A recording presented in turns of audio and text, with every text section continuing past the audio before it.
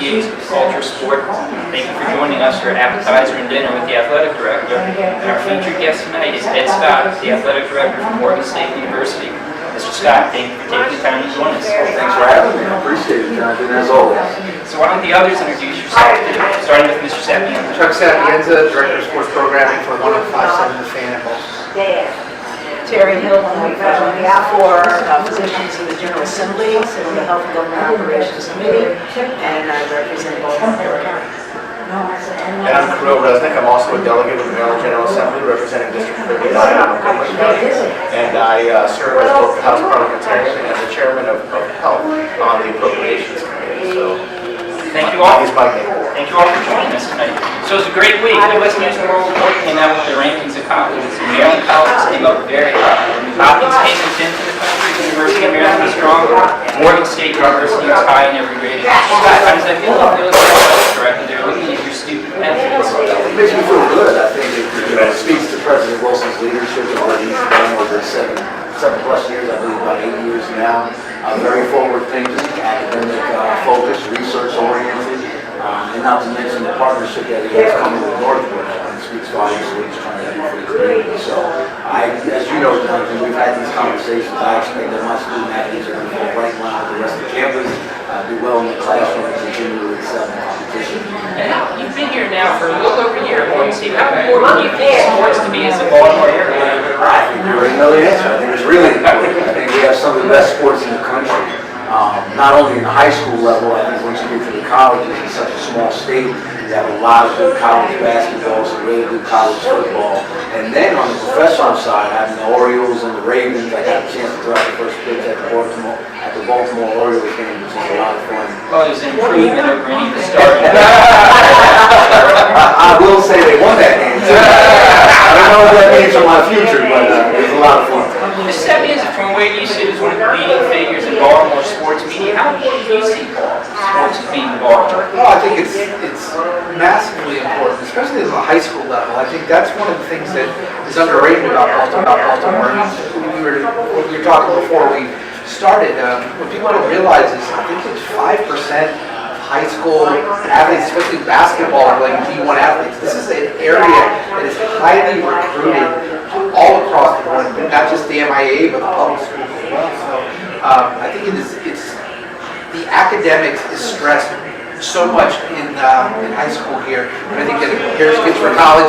And again, when you look at other areas, they'll go to college, but do they finish? When you see the Baltimore kids, not only do they go to college, but they finish, which shows that the area is really producing student athletes, not just athletes. Well, I'm glad you brought up high school sports. I've always contended that the River Road in Montgomery County to the Riva Road in the Anne Arundel County corridor has the best high school sports in the country. You two represent suburban Baltimore counties. What do you think of the high school sports? Where's your district? I think the high school sports are great. I'm a graduate of Baltimore High School. We've got a long tradition of excellent sports. We have the longest reaching high school football for probably 24 years. I think it's been beat since then, but football has a reputation statewide as we continue to produce state champions across the county.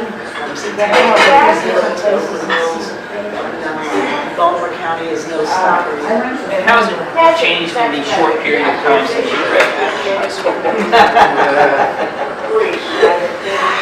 Well, I think that statewide there are more schools, there's more competition, and the level of game has gone up in terms of how the athletes play. We've got more young people who are playing sports year-round, and I think that both has some positive benefits, but I think that it also has some negative ramifications in terms of wear and tear on the athlete, whether it's the joints and the injuries that we're seeing now that we maybe would have seen 30 or 40 years ago, but these guys know a lot more about that. But I think, sports contribute a whole lot to building the kind of character that we want in our citizens, and teaching team work and sacrifice and all kinds of other things. So I want to make sure that our athletics continue to be something that we value, and that's why, as you know,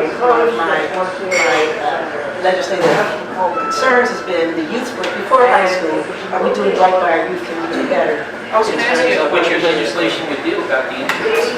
Well, so coming out of last session, I looked at injuries to kids during the period when their brains are developing and neurologic injuries, which can kind of reverse that negative impacts we and looking at what we could do to limit the risk to kids at that point. So I did offer some legislation that both looked at making sure that all of our coaches, assistant coaches, and other personnel, both in the school system and outside of the school system, across the state youth needs, are trained to recognize head injuries and know how to deal with that kind of thing. That somebody with that training would be present at every practice and at every game. I also looked at whether we should be prohibiting certain kinds of activity below the age of 14, below the high school level, such as U.S. Soccer has done with below the age of 12, there's no more hitting in soccer. Most people don't realize that soccer is one of the highest rates of concussions. Soccer and cheerleading, of course, everyone's aware of CPI and football and how those links are still being explored. And so my concern was, prior to concussion, we have subclass of injuries.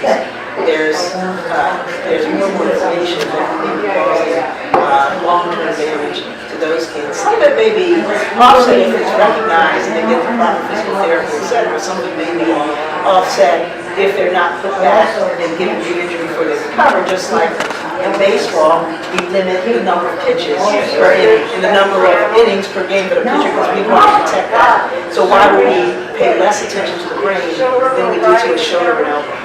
You know, it's so interesting you bring that up. I just read, a substantial amount of Papa John surgeries on pitchers who are only 13, 15 years old. I mean, their arms are nowhere nearly fully developed. Delegate Resnick, what do you hear from your parents in your district about sports injuries? There's a lot of concern about injury. I would say that in Montgomery County, which is some of Washington D.C., which represents a part of the state of Maryland, we try to bring a balance to it. We have world-class athletic programs. Sherwood High School in Albany has sent multiple players to the NFL. In addition, we also have world-class robotics teams. So we try and bring that balance together, both athletics and academia, and make sure that they develop use, I think, build an all-around human being, somebody who's knowledgeable and disciplined and hardworking. We hear the same things about concussions, we hear the same things about physical injuries. We have a brewing concern over artificial turf. That is a major issue that has now been brewing with regard to health and safety of artificial turf, both with regard to what it does to athletes on the field in terms of knees, joints, ankles, etc., but also with regard to what happens when that material starts to break down and whether or not there are long-term health consequences to young kids and playing on the surface. So that's something that we're still looking for.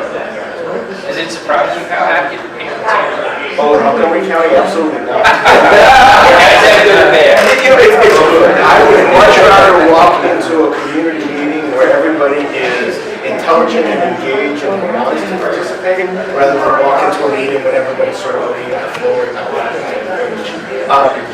I've had friends who've done political campaigns all over the country, and they would do campaigns in Montgomery County, and they said, I've never seen this anywhere in the country before. And we're proud of that. We're proud of the fact that Montgomery County has one of the highest numbers of advanced degrees and college degrees of any county in the state, much less the state. We bring that to there, we bring that to our politics, we bring it to our academia, we bring it to our knowledge.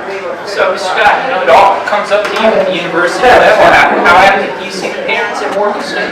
Well, I think there's been a change in the activism of parents over the time that I've been in athletic industry. I think I agree with that. You want some involvement, but when you get to college level, you also don't want to be able to school. So I think there's a fine balance between allowing the students to work out some things on their own, learning how to problem solve, become resilient, how to find resources when necessary, some of those things. The one thing that I don't talk to parents about is playing time. I believe that's for the coach and the student to work out, and the student's ability will allow that to come to fruition, how much they should play, and that's also up to the coach. So I try to, if it's a health and safety issue, I will always engage a parent without question at any level. But if it's not a health and safety issue, I leave a lot of that to work out between the coach and the student athlete. Because my concern is, right, we're not just using athletics to win games. At the end of it, we want to build character, discipline, diversity, teamwork, right? All of those attributes we want a student athlete to lead with. And so if we interject ourselves a little too early, I think it will retard their growth in some of those aspects. So we want to make sure when they get out, they understand how to find those resources when they're working their first job. I tell mom and dad when they're recruiting, when little Johnny gets their first job, you're not calling the employer, are you? Right? And they say, no, absolutely not. I said, so you got to learn how to desensitize them now. And so we've seen a change. There's what we call helicopter parents, but I think we're doing okay at Morgan. Now, I remember when I visited you in Morgan, you were telling me that you have to watch the eating habits of your players. You wanted to make sure that the basketball players ate lean and mean, that the football players ate appropriately for their position. How's that working out? Well, I think it starts at the youth level. It really does, right? The more we can educate our student athletes as they come up the ranks about what to put in their body, big ones recover. They don't realize that after competition and practice, you're immediately into recovery mode, and so you begin to expend that energy at the next go-around, which is usually about 24 hours later. So what we've done at Morgan is we now provide 5 supplemental meals a week, 1 per day, in addition to their meal plans and what they have available in the dining hall. And then we've also worked with Gatorade as part of our Pepsi contract for a fueling station. So all of our teams after their workouts have the ability to have protein bars and shakes to speed up that recovery. Because what we realize is that some of our students are practicing so early in the morning or so late at night based on their class schedules and facility schedules that if we're not giving them the proper nutrition as soon as they're done with the physical activity, that they're actually losing muscle because they're tearing muscle away but they're not repairing it. The other piece is what I'm asking when you do in the classroom, and I keep ramping up the bar level by level, they need a lot of energy because I don't think a lot of folks realize how much energy you burn off by thinking and working academically. So it's really a two-pronged approach for us. And what we've seen, especially I'll use our football team as an example, their bodies are better, they're bigger, they're stronger, they're faster. And in addition to that, the other thing that we've really noticed is just been a sleep. They're taking care of themselves better. So we've been proud of what we've been able to do in the last 2 years. Now, when I taught at the University of Iowa, I had 3 varsity athletes in my class. And the only complaint they had about the meal plan was that the guacamole was not chunky enough. What's the feedback you're getting about the meal plan at Morgan City? Well, can we have fried chicken on more than just Wednesday? And so they're, Morgan, they love their fried chicken. Can I endorse that? No, you can't. Not after that great monologue you gave us about the importance of youth sports. We're going to go feed fried chicken. But no, we do believe in a balance to eat what we call the 80-20, right? 80% of it's got to be healthy, got to be good. The other 20%, they're young people. We want to let them have a little bit of fun. So, Mr. Sapienza, you've been working in sports media your whole career. Has it stunned you to watch the size of the athletes? It's funny. I worked for the Redskins for many, many years, and I traveled with them. The thing that always amazed me is how small some of the guys were. Like the guys, the Trent Williams, the Hogs, as people said, that were 6'7", 320, 330 pounds. Those were, guys that you expect to be big. Guys that always amazed me were the teeny guys. The guys that, how can you play pro football when you're 5'6"? The Darren Sproles. Darren Sproles looks like my 12-year-old son, and he's out there playing pro football. So, yes, you're always amazed by the size of some of these players. And again, standing next to players like Eddie George and Javon Curse, they were massive. But I was always blown away by some of the smaller guys and how they were able to play professional sports weighing 160 pounds. What about their eating habits? Could you tell that they were eating like professionals, or they still eat like Indian weight? One of the things I've noticed over the years is just some of it started probably when Chip Kelly went to Philadelphia and had success. Not only are they watching what the players eat, but their hydration was a massive part of it. So, they're actually, I read that when Chip Kelly first came to Philadelphia, he was judging their hydration, and if they weren't hydrated to a certain point, they couldn't practice. So he would call players selfish for not overhydrating. So I think that was a big deal. You know, the nutrition. Almost every NFL team now has a chef on duty that is giving the players the right amount of protein, the right amount of fat. I mean, they're eating everything. They're not just eating McDonald's and Chick-fil-A. They're actually eating balanced meals, which balances everything, because they do need a certain amount of fat, especially when they're working out and everything like that. So it's incredible to see. I was at the Ravens complex in August, seeing their kitchen and the way that the athletes consume the right amount of calories. They monitor everything now, because to be perfectly honest, these guys are investments for them, and they want to take care of their investment. Another question, since we're talking about nutrition, I guess it's for Coach. There are other sports where people have to make weight. Yeah. And so we've seen in some areas, and particularly young kids, thinking that they frankly have to starve themselves. Yeah. How do you, I don't know, wrestling, gymnastics, those Great things. point. Yeah, so I will say it this way. So when I worked at Binghamton University, we had a really good wrestling team. Probably the best finish I think we had in a team sport. We finished 12th in the country. And one of the things we always monitored was their weight loss, right? To make sure they weren't losing too much And how weight. did you monitor that? Well, we weighed Body them. mass? Well, yeah, we weighed them repeatedly. We didn't allow them to shed weight by going into saunas and steam rooms, which are artificial ways to shed weight. The other thing that people don't realize is that when you shed weight rapidly like that, your immune system becomes compromised, right? So they could develop skin infections because of the close contact or other compromising situations. So we were very careful. On the female side, I would say it's even a little bit different, right? Because you have other eating awareness issues, as I would call them. And so we got to be very careful when we're testing our female athletes, cross-country runners. I want to be very careful if you're testing their body fat, because for them there's a certain connotation of where their bodies are supposed to be a lean runner. So it's not just on the male side, bulking up football or shedding weight with wrestling. You have to be careful of the other sports and the body investment. The one thing I'll say, and I'm sure we'll get to it because I know Jonathan has a plethora of questions. Without question. Which has been nutritionally balanced. I think that we really have to pay a lot of attention to how athletes perceive themselves and mental health space, because I believe that has a real impact on how they eat, on how they take care of their bodies. And I think you're starting to see that now with professional athletes coming out, whether I believe it's DeMar DeRozan was one of them, Kevin Love was another one, Delonte West when he was with Cleveland. So it's not just the physical piece of it anymore, it's the psychological piece that athletes are more aware of. And I think as an athletic director, I'm actually very proud of that, because I think these are things that were shunned before, they were taboo to talk about, and now it's become more prevalent in society. You're also seeing that same reflection. And when pro athletes are brave enough to come out, it helps the college, it helps the high school kids. You know, when you see DeMar DeRozan talk about depression, it's a little easier for a high school sophomore that thinks they're going to get ridiculed for saying something like that to come out and say that they're dealing with the same thing. Yeah, so When you talk about wrestling and culture, you have to talk about Mount St. Joe, where you used to work. How do you see the culture like for the high school wrestling there in terms of the weight loss and getting in condition and doing it responsibly for teenagers? they do it with all sports. And again, we talk about monitoring children, and it's all about communication. It's about noticing things. It's not just about noticing the wins and the losses. It's noticing the kids and getting to know the kids as people. And the one thing, again, when you deal with high school sports especially, they're children. I mean, they really are. I mean, my family has taken in a student from another country, and he's 15 years old.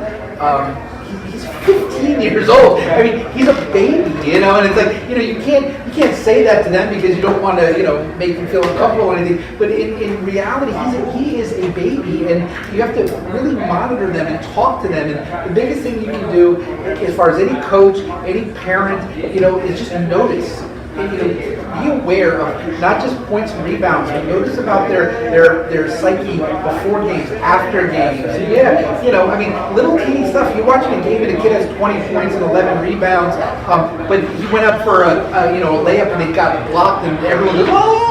Start freaking out. Well, that can affect their psyche more than anything else. And the negative, because of the way we are with Instagram and Twitter and social media, the negative always outweighs the positive. Yeah. So you really have to be aware of all these kids, especially mentally, where they are. And it's being a parent, it's being aware.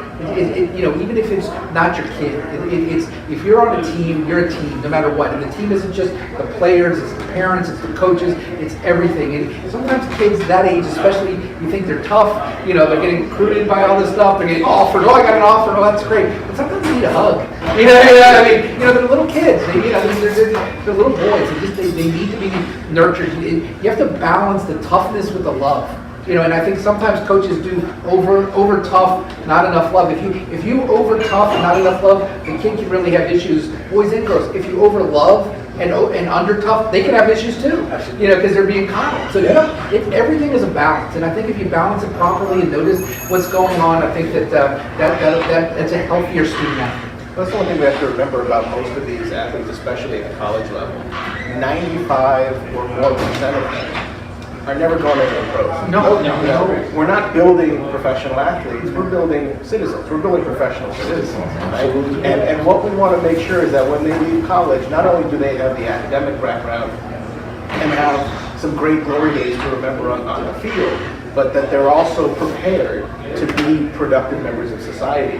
And if they are coming out with mental health issues because you know they were physically or mentally abused on the team as part of the team, or because of weight issues, or because of whatever else, we're not doing our job. These guys aren't going to go on to become $1 million pro athletes. You look at some of the biggest football programs in the country. You look at the Ohio State, the Alabama, the Michigans.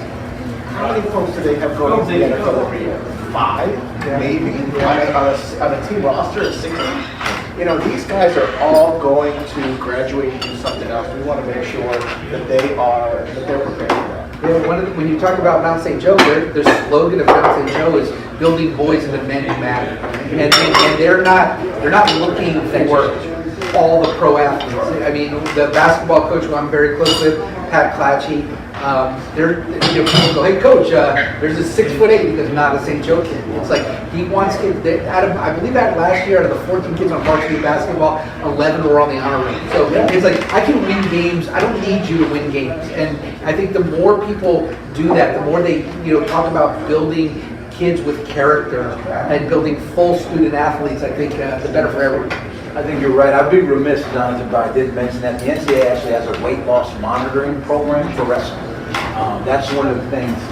It's a systematic way of monitoring where a student athlete starts with their weight and their desired weight to wrestle at. And you can't go below a certain threshold too fast because so they won't let you compete. So I'm remiss if I didn't mention that. But I agree. I agree with my colleagues 100%. At Morgan, we have a thing where we say our values are based on this. We're creating leaders in the classroom, leaders in the community, leaders in competition, and then leaders for life. And that's really what we want to do. I think all too often we get enamored by the wins and losses and don't realize that these young people are going to go be professional in something else. And if we're not preparing them for that, and I'm not doing my duty, I just happen to be an educator that specializes in working with the student athlete population. And I think that's how a majority of my colleagues, athletic directors, feel. They may not always get that rap, but that's really why we're in higher education.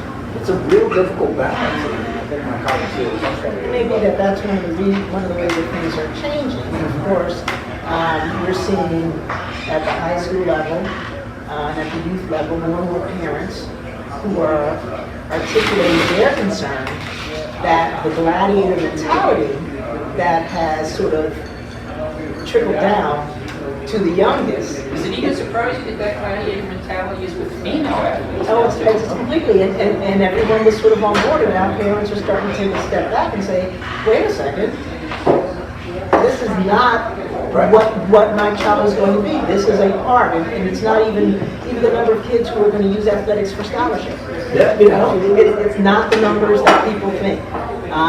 And what it takes to hold on to that scholarship. And so I think as a society, we're really, slowly and on different levels, reevaluating it, you know, what is the outcomes that we're striving for, and what does that work to us, and what are we sacrificing in terms of our kids and the adults that they end up becoming, and how they're going to contribute to society. And I think that's an important conversation.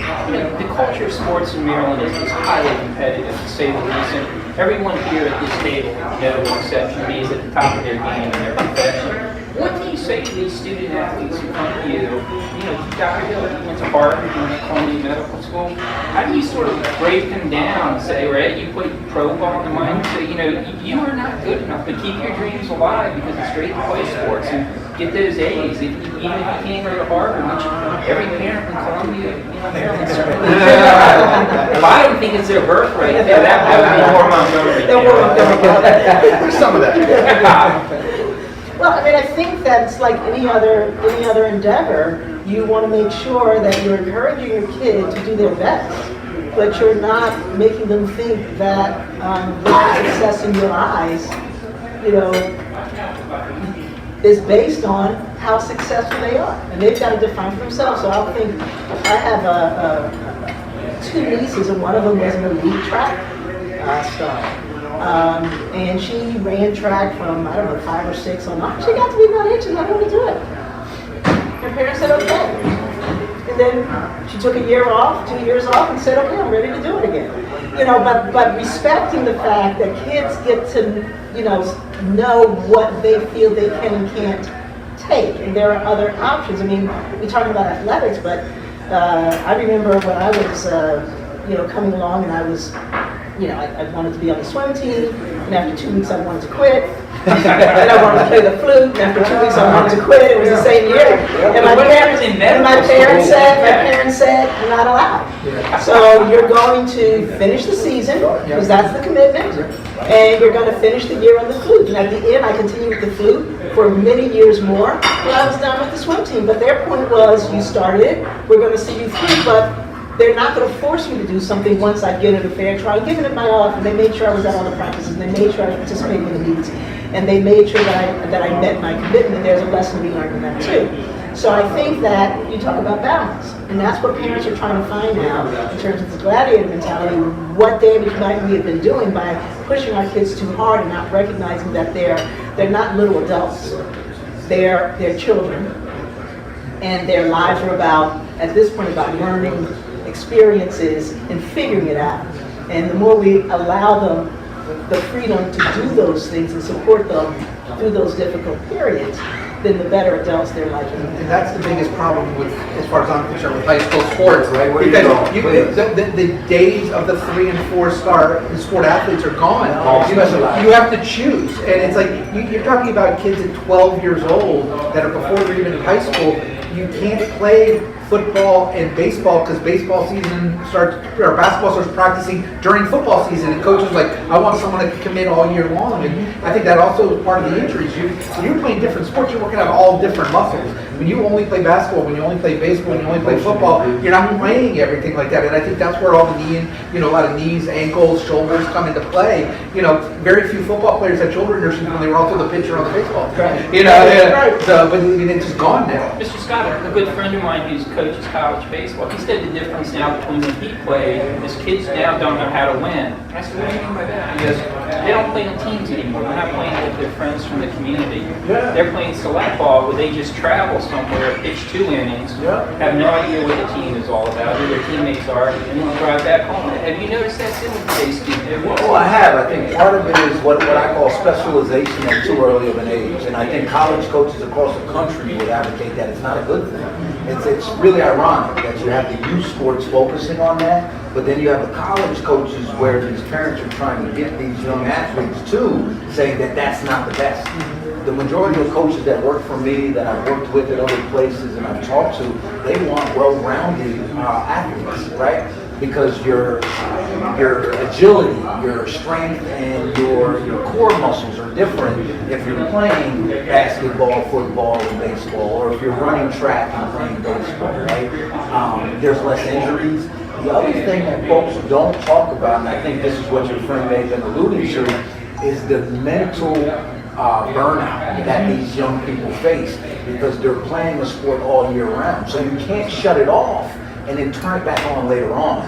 You're playing baseball, 200 days a year when you're 12, 13 years old. I mean, at that point, nobody wants to do that. Again, just to add to that, people think the numbers in football, especially youth football, are down because of concussions and the fear of injury and everything. That obviously is an important aspect of it. But when you have youth football starting practice in July, you don't even have a summer for these kids. I mean, it's like they finish school mid-June and by July they're on the football field 5 days a week. That's crazy. That's absolutely crazy. And when football started just expanding and started practicing earlier and earlier and earlier, going later and later and later, and when you have football games for kids that are 8, 9, 10 years old, after Thanksgiving when it's dark, they can't even practice, that's insane. And I think that's part of the problem why the numbers are down. As a parent, do you want to commit your kid to 5 days a week practice in July? It's still summer. They should be at the beach. They should be playing outside.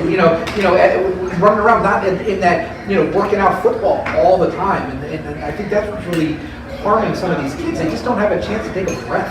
It speaks to Dr. Hill's point. I'm sorry, real quick. It just speaks to Dr. Hill's point that there's less regulations at the youth level. It's ironic again that when you get to the college level, there's only a certain number of days a football team can practice for preseason, right? So there's a science behind the college game, whether folks agree with it or not. At least in a lot of ways it's vetted, right? When we're talking about youth sports and early high school level sports, modified level, freshman level, there's not a lot of regulation. And so you're relying on folks who may not be at the top of their craft or doing it as an add-on to their job because they care about the youth and the young ones. But at the end of the day, there's not a lot of science behind it. And so you wonder why when they get to my level, at the college level, that they're either burnt out physically, they can't compete anymore. And the number one thing that I hear from students who quit a team, I've been doing this about 16 years now, is that I'm tired. I'm mentally tired. I lost my passion for the sport. And when the student says that, it's really hard to get them back involved. I'm sorry to cut you off. No, but I think that's what excellent. tied into Dr. No, it's an excellent point. I mean, one of the things, the first thing I thought of when you mentioned that, kids don't know how to win. The first thing I thought of was actually the opposite. So one of the things I've noticed is that kids don't know how to lose. And healthy failure, you're saying how people at the top of their game, overnight success takes a lifetime of failure to achieve. Okay? It may look like overnight success to the outside person, but learning how to fail, learning how to lose, and learning how to do it with dignity and with a sense of figuring out what happened and making a fix for the next time, figuring out how to lose properly so that you don't lose again the next time. Those are important values. And when you are overemphasizing winning, or when you are underemphasizing winning, and over-coddling, that healthy knowledge and respect for losing does not develop. I would say probably most athletes will lose most of the time. You have to learn how to take that in stride. Most professional athletes lose all the time. Most baseball players lose. Oh man. There's no reason to bring the Orioles up. No reason. I think that's a more general. I'm sensitive. As someone from the Washington D.C. suburbs in Montgomery County, the Nationals aren't doing much. But knowing how to do that properly and being able to get your head in the right place and to move on and to learn from those mistakes and to apply them later on is a critical thing to learn. And I don't think that we are doing our kids any service by not letting them lose. And I think there's another point to that. Dr. Jessic talked before about building young adults who will contribute in a positive way, to our economy, et cetera, et cetera. This whole idea of not knowing how to lose. People talk about how the difference between, say, Silicon Valley and the economy of Maryland is in Maryland. Someone not outside of athletics, I tell you I had a company, I tell you it failed, we're at a cocktail party, you walk across over the room, right? Because I'm a failure. You got to Silicon Valley, you tell them you started your company and it failed, they go, well, what's next? And so if we're not teaching our kids here the value of failure, the learning that goes with that, and the resiliency and what it is to have grit, then how can we expect to have adults, 95 of whom aren't going to be professional athletes, 75% of the athletes who play aren't going to be professional, participating in these other arenas? So we talk about building character, but if we're not teaching them that key thing, then what kind of adults are they going to be, and how are they going to help us build a growing economy? This is for the delegates. Speaking of adults, can you tell, dealing with other legislators who play sports and who do not? Are they teamwork? You know, they industrious? Do they accept failure? Like you said, to keep moving on? You know, I think you can learn those things in other aspects. Delegate Walker played in the pros? Delegate Walker definitely played in the pros. We've had a couple of... Delegate Anderson played at in college. They were born in. He played, okay, And their brothers. Senator Edwards from Western Maryland played in the pros. So we Senator had- Flanagan played in college. He played But then you also see the folks who played sports that you would never notice.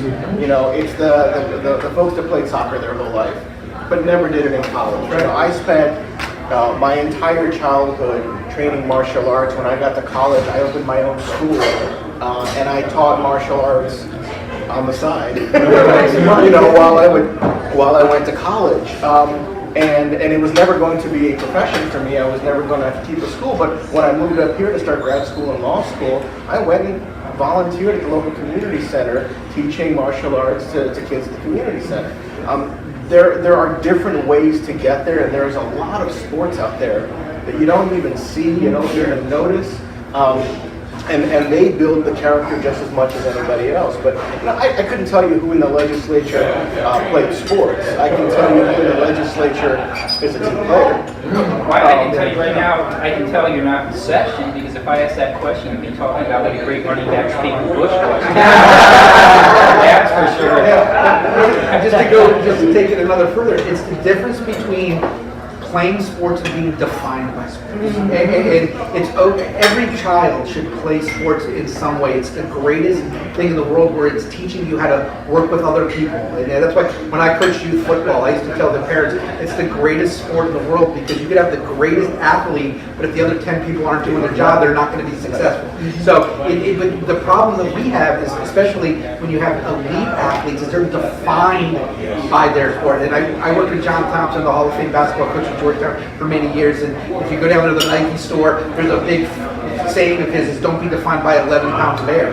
You know, it's like, you know, you can't be defined by sports. You can play it, but you got to be defined by the man or the person that you are and that you become. You know, and you know, to me, you're defined by your family. You're not defined by wins and losses. And that's where you talk about coddling athletes. Those athletes tend to be people that are defined by wins and losses, not necessarily as the person that they can. You know, one thing that we have in Annapolis, and obviously throughout our communities, is not necessarily folks who were athletes, but folks who were in the military. Right. And that same team cohesion, unit cohesion, you can tell who was a Marine, who was a sailor, who was a soldier, who was an airman. You can tell that because they have that same, that same fraternal instinct, the same ability to work in a team and a unit, knowing that you're not on your own. You know, if you don't watch the back of the guy in front of you, the guy behind you is going to be watching your back. So that's another way to be able to do it and not necessarily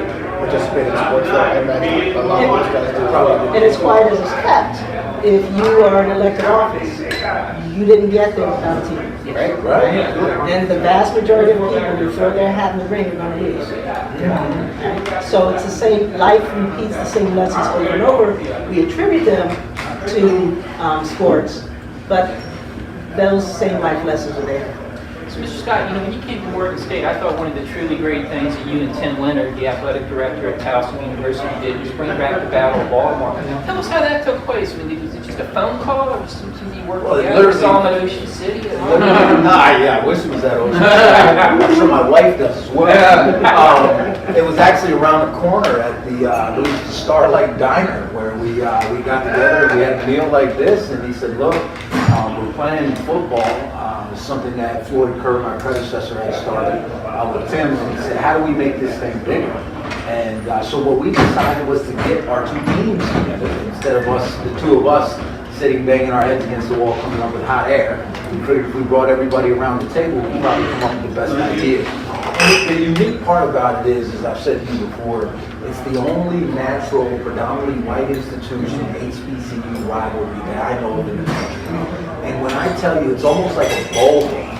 We get our staffs together before the game in a room, and we talk about how to joint marketing, how we're going to send shuttles over to Towson so the students can get over for the game. The partnership is absolutely amazing. And I think it's a misnomer in our profession in college athletics. None of us are reinventing the wheel, right? The only time I'm competing against Tim is probably 4 or 5 times a year for about 3 hours a time. So maybe 15 hours, 20 hours a year, I'm competing against the guy. Outside of that, we're friends, we're colleagues, and we're trying to make both of our programs better because it makes Baltimore better. And we really thought that this football College Park, Maryland College Park, and Loyola Chicago. Do you see any chance of starting a citywide or statewide basketball tournament? We have the best. We have Carmelo Anthony coming down there, Juan Dixon. Well, you know my philosophy. Durant, Beasley. Is there a chance we can see a citywide or statewide basketball tournament? Philadelphia's got a big five. Well, they don't run it as much anymore, but I think we could do it. So we play Towson, we play the Mountain, and then we also play Navy. So there's 4, and then Compton's in our league, so there's 5 out of 6 or so right there. So I'd like to get UMBC in the fold. I think Loyola, I know Donna from our time in the American East is going to be a phenomenal AD over at Loyola. And I think we can get them together. Tim and I are kind of pushing the envelope a little bit. So we figured let's bring this game down to Royal Farms. Yes. If it sells very well, I think what you're going to see is that the other ADs are going to say, hey, we want a piece of that moving forward. And the one thing that I've really focused on, and I got to give the credit to Dr. Wilson on this, with Morgan's designation as a preeminent public urban research institution in the state of Maryland, I've really focused on bringing events to campus or bringing our events to the city. So we had the TBT this year, the Battle for Greater Baltimore. We're taking a basketball game down to Royal Farms. And then I'm happy to announce first time here publicly is that the City Poly game is going to be on campus. They were looking for a home, and with M&T redoing their surface down there, the playing surface, they came to us, and I got a gentle nudge from President Wilson that it was the right thing to do. And I Chuck, you got the scoop on this. So That's right. That's right. If it wasn't rude, I'd be tweeting right now. Hey, Mr. Scott, let's stay on the subject of race for a second. The principal football coach, predominantly white institution, he said it'd be a great idea to start playing HBCUs in bowl games. I agree with What do him. you think of that? Well, I agree with him. I think that the values are the same, right? Academics is number one for me. And so it doesn't matter if I'm at a PWI or a HBCU. I'm a first generation college student. All my education is at a PWI. Was it a 3.8 or a 3.5 you noticed that you had to maintain to be able to play sports? Well, she said 3.8. I got the negotiation down to 3.5. But again, those values that we've talked about, that we've all talked about tonight, were instilled in me at a young age. And so I believe that my department has those same values, right? Because I believe the department led right will reflect the values of the leader. And so I think it would be fantastic to play Ivy League schools, especially in bowl type games. I mean, you see what the MEAC and the SWAC are doing, with our bowl games to kick off the bowl series for the year. So to me, it's a no-brainer. And I think what it would do for race relations is show people that there's not much different, right? It doesn't matter if you're African American or if you're Caucasian, you're striving for the same thing as an American dream. You want to go to college to better yourself, your family situation, and the generations that come behind you. And I think that really needs to be the message behind it. It doesn't matter about the tagline of your school or what the acronym stands for. I think it really matters about the values of the institution. I can tell you, working at my first HBCU, the values that we have at Morgan are no different than we had in Louisville, Albany, Binghamton, or Georgia. Media, you think you could sell a Princeton Morgan bowl game? Yeah, I think you could. I really think you could. I mean, like you can almost sell anything anymore. I mean, the amount of games that are on on TV and you know, media, you know, radio, everywhere. Especially now with internet, I mean, you can kind of get everything. It's the hard part is, especially and you know this more than anybody. It takes 3 or 4 times, years where people start getting on board. So who's going to have the vision to say, look, this is not going to be a cash cow year 1. It's not going to be a cash cow year 2. But I see the vision in this 4 years, 5 years, 6 years down the road, where I'm going to sit there. We're gonna, God forbid, take a loss, but make this happen because it's good for the institution, good for the city. And 5 years from now, people will be clamoring to be associated with it. The same people that wouldn't take your call right now, 5 years from now, or will wait on hold for 10 minutes until you make time for Well, I that. think Tim Hall's getting a lot of phone calls returned now at UMBC.